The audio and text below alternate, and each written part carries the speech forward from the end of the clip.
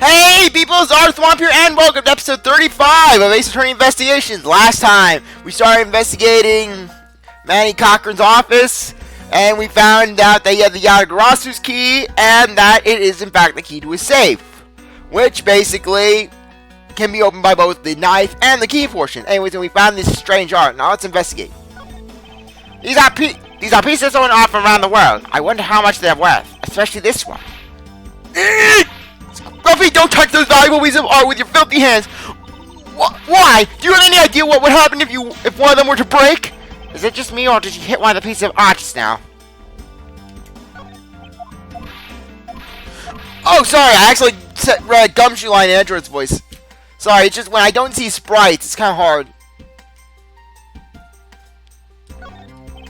This is the document that we thought was stuck earlier. I wonder what it's about. Beats me, silly! Why don't we take a look at it first before we give up, Detective? Mr. Cochran's name is written here on the last page. I wonder what the significance of this document is.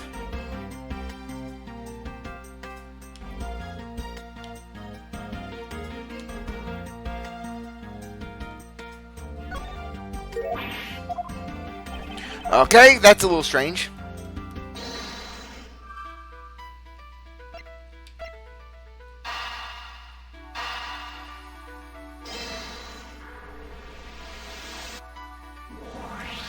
Lighton, the design of the knife's handle. It greatly resembles a special Babalese species of butterfly. It does, doesn't it? Plus, it says right here. This knife is property of the Republic of Babel. Perhaps this means that the knife was used for this crime was found right here in this room.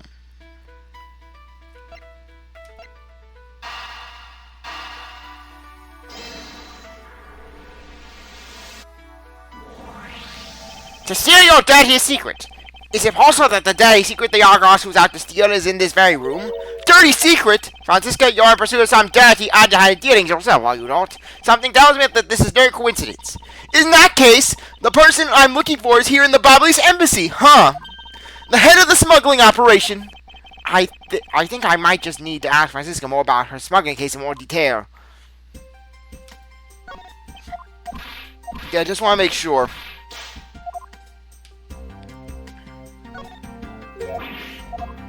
Okay.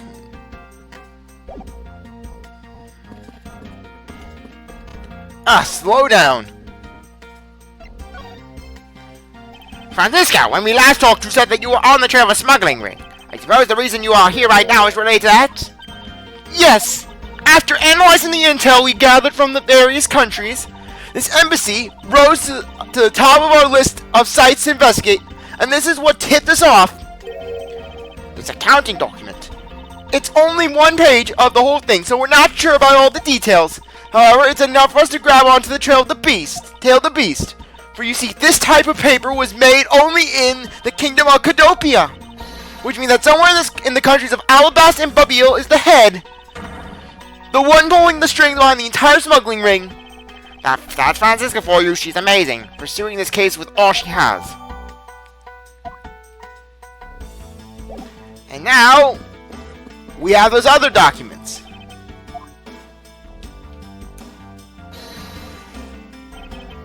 We can now use that one page that Francisca gave us to deduce. Take a good look at these documents, Francisca. It says here that there are 3 pages in total, and yet there are only 2 here. Correct. Now take a look at the smuggling activity document in your possession. Tell me, is it not possible that your page was taken from this set of 3? Well, it certainly looks that way. By boarding our multi-piece puzzle together, we seem to have arrived at an answer.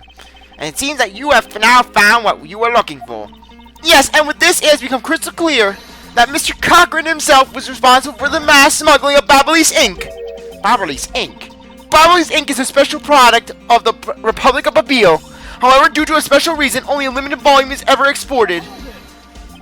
And that reason is that's classified. It's on a need-to-know basis, and you don't need to know. In any case, it seems that the head of the smuggling ring was our victim, Mr. Manny Cochran. His base was in an embassy, thus it was hard for both of our countries and his to interfere, making ideal conditions under which to run a smuggling operation. But it's so frustrating. I lost the person I was to rain judgment down upon with my whip of justice. Well, even if he is dead, we still have a responsibility to look into his misdeeds. You expect me to whip a dead man? Well, I'm not interested. He doesn't feel pain. Francisca, you must know that Manny Cochran was the suspect in the KG8 incident. Of course I know. Papa would rant about him for hours on end, remember? On top of being the head of the smuggling ring, there is no matter of what really happened in that case that needs to be resolved. Investigation complete.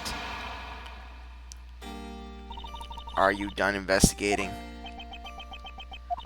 You realize now, don't you, that this girl's the only one it could be.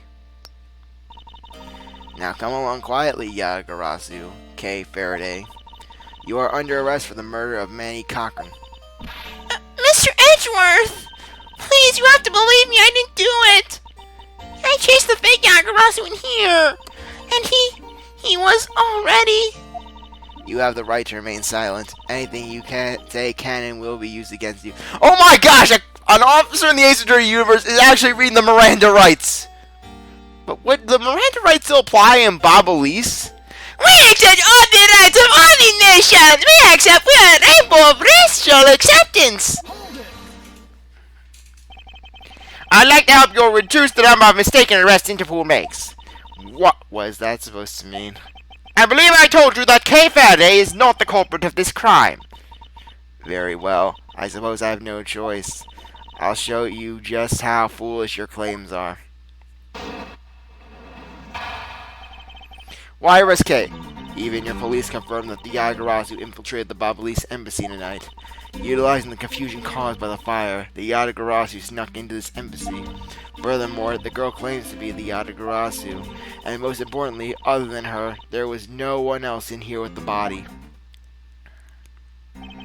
Your reason for suspecting Kay is because you think that she is the Yadagarasu? Exactly, but it isn't just me. She calls herself the Yadagarasu. Look how many times I have to tell you! I only have to catch the fake Yadagarasu! Imposter or not, it matters not. A Yadagarasu is a Yadagarasu is a Yadagarasu is a Yadagarasu. Very well, I shall prove to you that Kay is not the Yadagarasu who killed Mr. Manny Cochran. Go ahead and try. Show me what the prosecutors of this country are made of.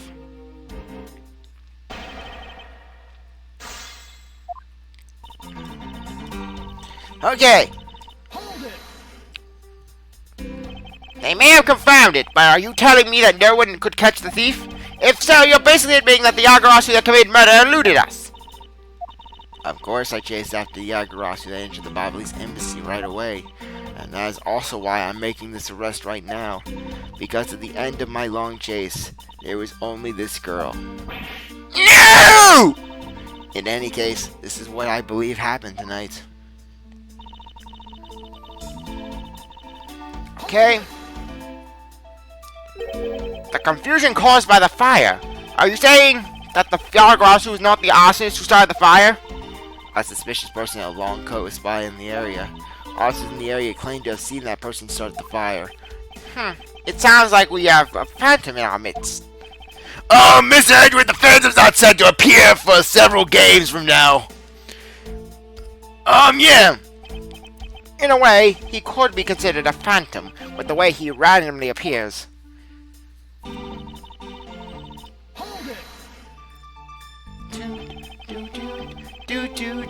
Just because she calls it that, it doesn't prove that she is a killer.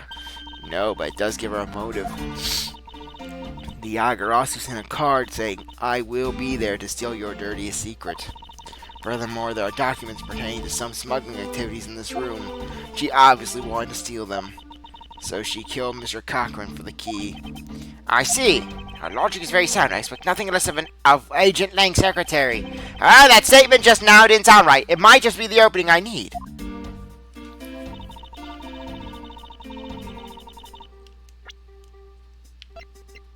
However, the key was there.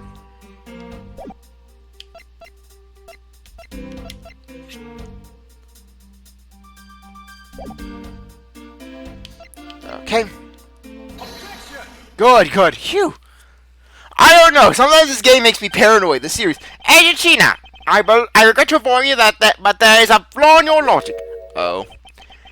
Even if you claim that she is the killer and that the Autogarasu, I am certain that securing the smuggling documents is not the motive behind the murder. The key to the safe is in this room. Was found in Mr. Cochrane's body. Furthermore, the Agarasu would not be so stupid as to leave without the documents. Just that smile. Ooh. By the simple fact that the documents were still in the safe when locked, it's obvious that the killer target was not the safe at all. Then perhaps she didn't know that Mr. Cochrane had the key on him. If that's the case, then why would she have needed to kill him? Because I can think of no reason for her to kill him if she had not known that fact. Need, reason? All of this is simply our conjecturing after the fact. It's entirely possible she accidentally killed him when she was sneaking in. Perhaps she didn't notice the safe's second compartment before returning the key.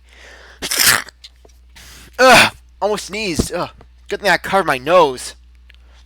Ugh! But the fact still remains that Mr. Cochrane was stabbed to death. But you have no definitive proof that it was Kay who committed the act! Actually, I do. I saw her holding the knife she used on the victim with my own eyes. What? Allow me to tell you a bit more about the evidence that will put her away behind bars. Definitive evidence. The knife wound on the body is consistent with the blade of the knife. The knife with the butterfly handle is the murder weapon, which the killer was holding. I assume she obtained the knife from the display rack and used it on the victim. The knife is part of a three-piece set, which has the design like no other. The evidence and testimony, it all points to the girl. There is no counter-argument. That is your definitive evidence? You see now that she is definitely the killer, right? No, Mr. Edgeworth, you gotta believe me. I saw a suspicious person in long black coats at the embassy, I swear. And you came in here because you were chasing this suspicious person. That's right, I ran to the office only because I was chasing after that person. And when I entered the room, it was pitch black. I couldn't see a thing. I felt something on the ground next to my foot, so I turned on the lights, then... Ah! Who's there? I came to this room upon hearing the girl scream, and when I saw her holding the knife, I immediately restrained her. So the object Kay felt by her feet on the floor was the murder weapon. I had the knife analyzed right away, but we failed to find anyone's prints on it. But the suspicious person in the black coat who came into this room before me. You continue to insist there was such a person, but if there was, where did they go? That I don't know, but I know they came in here.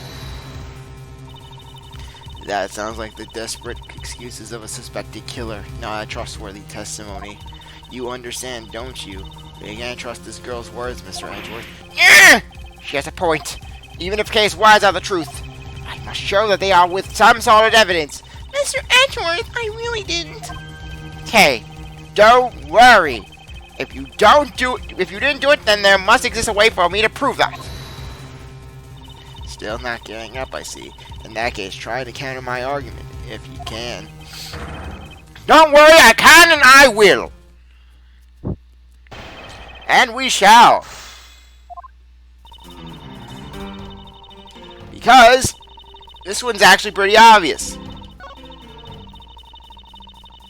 Because if it was from the display rack, it would have been burnt. What? You guys talk your way out of this contradiction. This piece I worked out. I guess not. I knew it! Because I don't need to talk my way out of it. But it's... I don't like to waste time delving into subjects that don't warrant a response. It would appear that I was mistaken!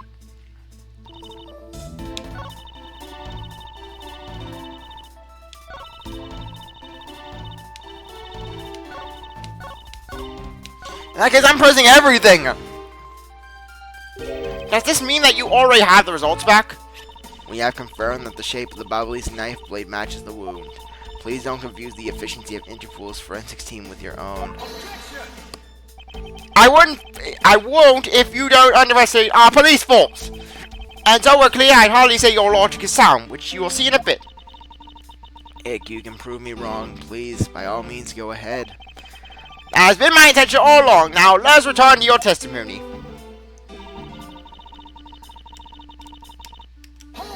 Okay. You mean to say that you saw Kay holding the murder weapon with your own eyes? I was also on the search for the Yagarasu. When I heard that girl scream coming from this room, I rushed over straight away. When I arrived, I saw the girl standing there motionless with the knife in her hands.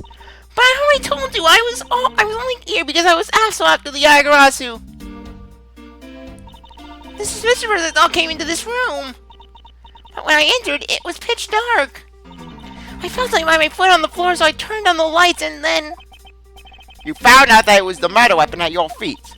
How many times do I have to tell you? We can't trust the words of a suspect. The only thing you'll accept is evidence, is it? That's the only acceptable way to counter an agent of Interpol on the scene of a crime. Mr. Edgeworth, do you have some kind of evidence that can prove my innocence? I think I do, because there's only one piece of evidence I can find to be a bit interesting. I think I need to carefully examine that piece of evidence again. It's the knife, I know.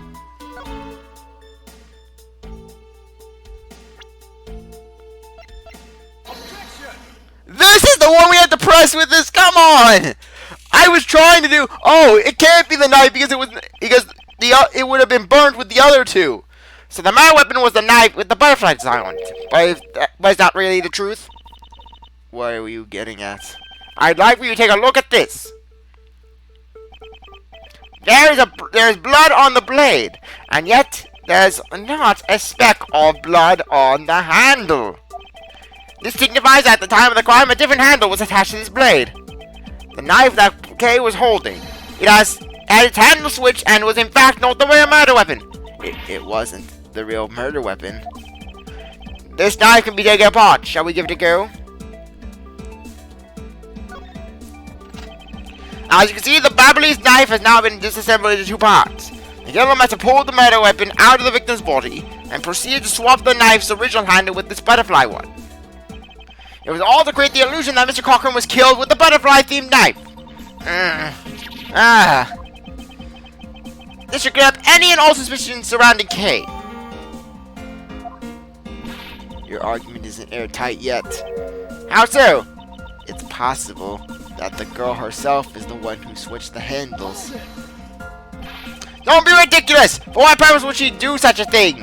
I don't care to know how a criminal thinks. The way they view the world is beyond the comprehension of a normal person like myself. Therefore, I wouldn't put anything past them, no matter how odd it may seem. The truth is right there in front of you, and this knife will show you the way. You will come to see that Kay is not and could not have been Mr. Cochran's killer. That flower. What is this mark on here? It's the mark of a flower. I assume you know what this means. No, not really. Butterflies rest on flowers all the time to drink their sweet nectar. And so they do. However, would this butterfly really drink the nectar of this flower? The answer is clearly not a chance! I approve the relationship between the butterfly and the flower with this.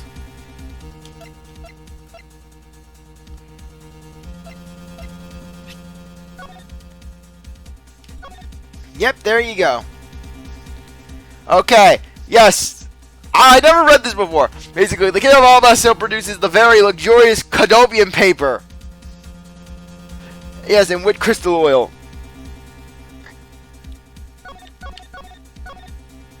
Okay. Yep, you present this. You can't be serious. It appears that you've made the connection. The flower on this blade is designed after a certain country's national symbol. That's right, the Kingdom of Alabast. In other words, this blade is from one of Alabast's ornamental knives. This part of the knife handle has Babyl's national symbol on the butterfly on it. Therefore, it is undeniably Babyliss in origin. But as we both know, you can't kill someone with just a knife handle. Incidentally, when exactly did the murder occur again, Agent Shih-na? After the fire had broken out. That's right, Kay entered the Babyliss embassy after the fire had taken place. Furthermore, she had not been to the Alabastian side of the building before then. On top of that, not a single person passed between the two countries during the fire. which means that Carrie could not have transported an alabaster object over there. This makes it impossible for her to be the true killer. Whoa! Bwango, Miss Edgeworth! Nice! What a great victory!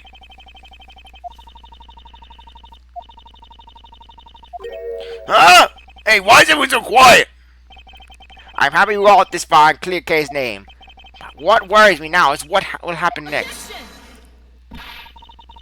What is the meaning of this? An alabaster knife here? Do you mean? How did this find its way into the Republic of Babil? It didn't just find its way here over. Rather, we should focus on how it was smuggled over. You know what? My brain hurts just thinking about while we're just standing around. Thinking while you're on the run now. That's a way a great thief operates. Carrie? Oh, thanks a bunch, Mr. Edgeworth, for putting me in, I mean. You believed in me the whole time, right? Tell me you did. Not really, but... Come on, don't be shy about it. Your argument is still not airtight. Would you care to elaborate? I understand now that the girl didn't commit the murder. However, there's still the possibility that she is the Yatagarasu. Then again, look, how many times do I have to explain it to you? I'm the real Yatagarasu. I'm not like that fake one that goes around setting fires, okay?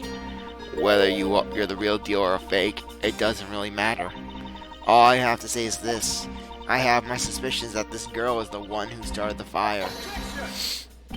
Preposterous! On what grounds you suspect her of such a thing? The fact that she calls herself the Yagarasu, that in itself is the most elegant proof. Miss Shih-na. Yes. I have no intention of taking back what I said. I am the great thief Yatagarasu, and I refuse to allow some imposter to claim that name as their own. The path of justice that my father pointed me towards. I will make it the best I can. It's not good to be so stubborn. I hope you can understand that. Thanks a lot for the concern, Miss Shih-na. Let me share something with you too, as a token of my appreciation. Those sunglasses totally do nothing for you, so I'll steal them from you next time, okay? What? Well, I guess we better be getting going. Going to where? To the Kingdom of Alabast. If we don't go, we won't be able for sure, right? I suppose not. We won't be getting anywhere simply by standing around here thinking. To see where the alabaster knife came from, we'll have to pay the Alabastian Embassy a visit. Let's go, Miles Edgeworth. As you are my subordinate, I will not tolerate you bringing the investigation to a halt. Understood. Okay, first part of the case, done. We still got plenty more case to go. No. March 14th, 7:44 p.m. Dear Neutralis Lobby. Lang and his army! Count off! 1, 1, 1, 1, 1, 1, 1, 1, 1. 1, 1. What are they, the Manfred von Karma army? Shifu, 99 calls! So all 99 members are most likely here to guide wars. Oh my gosh, Lang Man do number 1 because they're all number 1. Hey you! Yeah, you! The second number 1 from my right. Sir, yes sir! Here, a birthday present for you, in the gaudiest wrapping paper I could find in all of Zangfa. What, Lang ran wrapping paper? What? Shifu, I didn't know that you knew all of our birthdays! What a kind heart you have! Shifu, you are more of a man than we'll ever be, sir! I'm really sorry, but it's not my birthday. Lang Zi says, a cub who disrespects others shall soon feel the disciplinary bite of an elder. That present isn't for you. It's for your younger brother's wife's younger brother. Tell him I said hi and happy birthday, won't you? So Lang knows all the extended family of all of his subordinates. I can imagine that. Yes, sir. Shifu, I can't believe you remember that much about each of us. Shifu, I'm so moved that I can't stop crying. I should probably leave them to their alone time.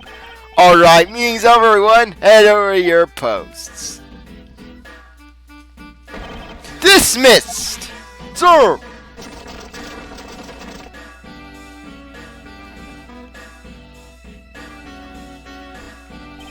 Yo, were you guys there the whole time?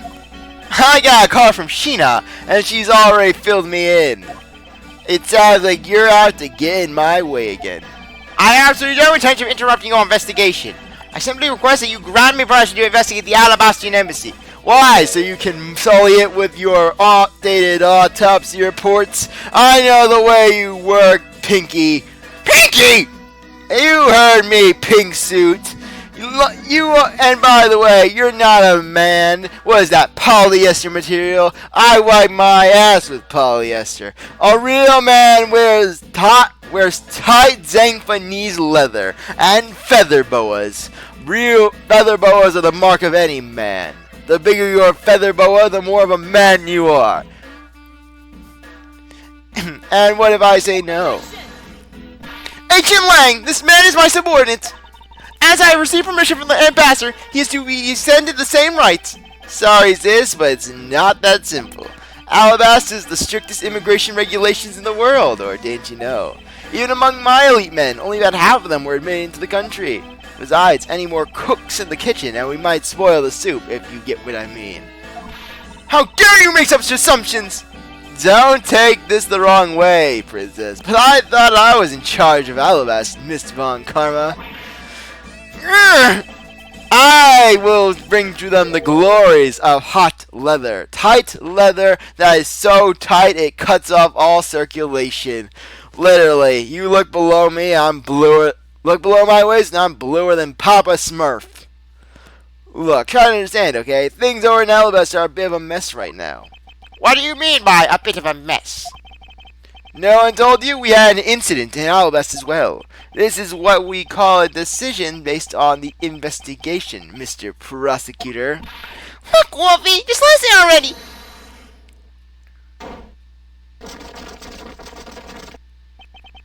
Is there a problem here, Agent Lang? Yes, Quarkus Alba. Not really, just having a discussion about whether or not to let these guys in. Ambassador Alba, I ask that you please allow these people to join the investigation. Having a debate because of my country. I'm terribly sorry for raising good people in that kind of situation. Is it all because I lack the strength to govern well? Please, it is nothing of the sort, Ambassador. You wiggling Quercus, curse your frailty and inability to change your country. I don't even know. What are you? The thing is, investigations conducted in my country have been under Agent Lang. And it is my judgment in that in order to minimize disruption in the investigation, I should leave everything to Agent Lang. I'm not sure. I'm trying to go for like a deeper voice. Because I've been trying to do like a thing of the Alabasta voices, like a deeper version of the accent. There, you see. Oh, no way! I bring forth tourism! I go beat your ass! Ambassador, I ask you to please reconsider letting them into Alabasta. Why is that? My very own secretary has been murdered in the Babalis embassy, and he was apparently caught up in some very strange dealing completely unbeknownst to me. Plus, what if this is the Burgundians? We have to team up and stop the Burgundians. They're dirty. So I'm asking your cooperation on investigation. Please, these aren't much, but I hope you can cover your travels into Babia someday. Alright, I get it. Even if you beg, Ambassador Alba, I still have to give the final okay anyways. Alright, you let Mr. Edgeworth we're in. Not so fast, my little crow girl. You're still a witness in the Babylon murder. So I'd like you to please stay in the Republic of Babylon. Detective Gumshoe, please take good care of Kay for me. Yes, soy! Sounds good to me. The fewer the troublemakers, the better. I don't even know rasp.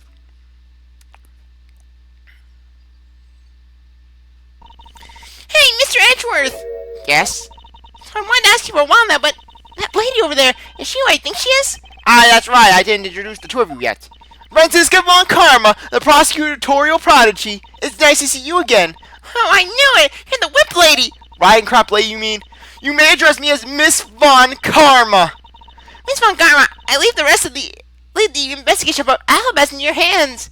Thanks. Rest assured, I will outsmart both the smuggling ring and the Yagarasu. The smuggling ring, huh? Perhaps I should ask Francisco a bit more about them before I head into Alibas. I mustn't forget to thank Ambassador Palaeno for all he's done for me. Okay, we'll do that next time. Anyways, I really appreciate that you're going to watch this episode. You're a great viewer. If you come back for the next one, if you like the video, like, subscribe, comment, share, do whatever you want. And with that, I'll see you later. Bye.